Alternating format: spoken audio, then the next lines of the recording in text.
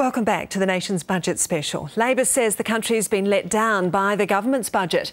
Its finance spokesperson David Parker says National's economic plan is to sell assets, strike oil and allow a few more pokie machines. And Labor, he says, could do better.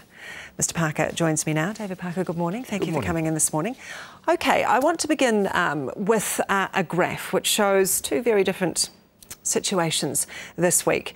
We see Australia in deficit, and here it is, and New Zealand in surplus at the moment. So, regardless of where perhaps you sit in politics, is it not better to be living in New Zealand at the moment under National than it would be living under Labor policies in Australia? No, in fact, the Australians still earn a good deal more than New Zealanders earn every week. My criticisms of the budget aren't about returning to surplus. Labor believes the government should return to surplus, and indeed we would in 2014, 2015. And I think it's fair to say that both National and Labor have been fiscally responsible now for more than 2 decades. The last fiscally irresponsible government in New Zealand was Muldoon. We shouldn't be having a debate about return to surplus. Both sides agree with that. We should be having a debate about what the structural changes are needed to improve our economy, to get over this rampant house price inflation and be doing the things that improve the wealth of our country. Well, what would Labor have done? What structural change would Labor have introduced? Well, the most important one would be a capital gains tax. I heard Bill English saying he's doing something significant in housing. He's not. He's changing planning laws.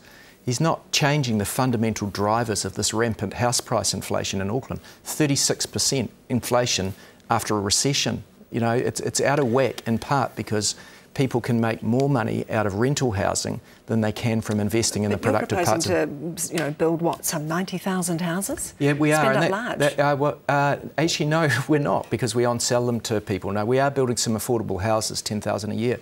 But the more important thing, in my opinion, is that we actually need a neutral investment signal into the economy so that people invest in businesses on the basis of profitability rather than a tax bias.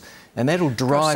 So what does all that mean? A neutral investment strategy? Well, what it means is that instead of people making money out of speculation, they invest in productive export businesses. New Zealand's got a 2-speed economy. We've got speculators making millions in Auckland and the other parts of the Auckland economy struggling.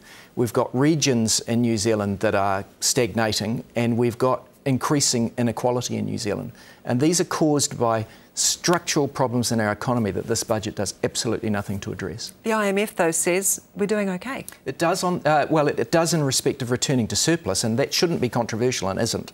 It says that we're doing very poorly on our current account deficit, and they're right. This is something that I hold really dear to my own ambitions for New Zealand. I want us to overcome our current account deficit, so we need to universalise Kiwi Saver, we need to fix our tax system through a capital gains tax, and we need things like a research and development tax credit in order to drive the investment into the parts of the economy we want to grow, rather than just ever more rampant house price inflation. So what are you suggesting? We export our way out of the current account deficit? Well, it's the only 2 ways you can do it are to either export more or spend less.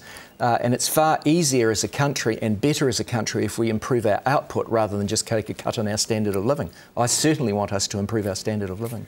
But how do we improve those exports? How do we do that in the current market? Well, it does come back to the basics about improving your tax system so you get your investment in the right part of the economy, saving more through universalising Kiwi Saver, a Labor Party initiative that Bill English now says is one of the best things that's happened in New Zealand in the last little while, and he's right, but it needs to be universalised. But isn't the current account deficit? This is just a financial issue, isn't it? It's not an export issue. No, it's actually not. It's actually the driver of wealth. If we have a current account deficit, if we don't cover the cost of our imports and interest from the value of our exports, we either have to borrow more money from overseas or sell assets to overseas owners that were previously New Zealand owned. And that actually effectively hollows out the New Zealand economy. And that's what's happened now for 20 or 30 years, and it's actually getting worse under this government rather than better. They promised to rebalance the economy. Exports as a percentage of GDP haven't moved, and indeed this year they'll probably go down. OK, we're 18 months away from an election. Has Labor spent all that it's going to spend?